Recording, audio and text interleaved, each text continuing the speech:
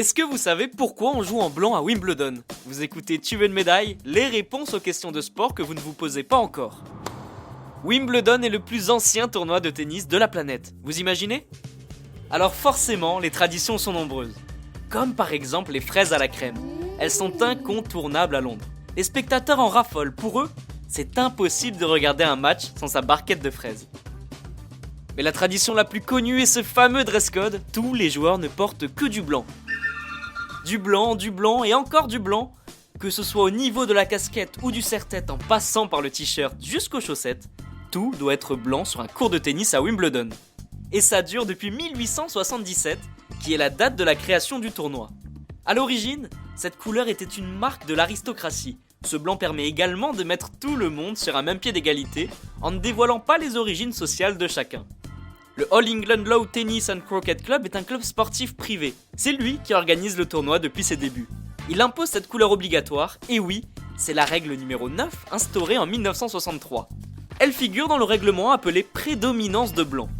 Et attention, en 2014, le tournoi précise que les nuances de blanc sont surveillées de près. Il faut être très précis. Par exemple, la couleur blanc cassé ou encore crème ne sont pas autorisées. J'avoue que j'aurais du mal à choisir ma tenue maintenant.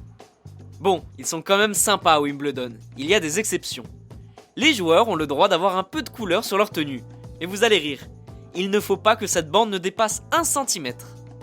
Ça leur laisse une marge de manœuvre très petite quand même. Qui dit règle stricte dit forcément débordement. Et oui, ça va de pair. Comme vous vous en doutez, des joueurs n'ont pas respecté ce dress code par moment. En 2013, Roger Federer s'est attiré les foudres de la presse britannique parce que la semelle de ses chaussures était orange. Et oui, même quand on est le joueur le plus titré du tournoi, on n'échappe pas à la règle. Maria Sharapova a aussi eu le droit à une pluie de critiques.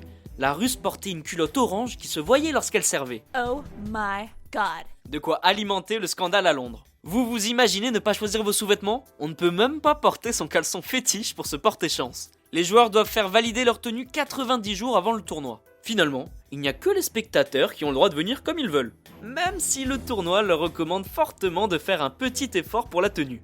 Mais sincèrement, entre nous, quand on arrive à avoir un billet pour Wimbledon, ça vaut le coup de jouer le jeu, non? Et bien voilà, vous connaissez désormais l'histoire qui se cache derrière le dress code de Wimbledon.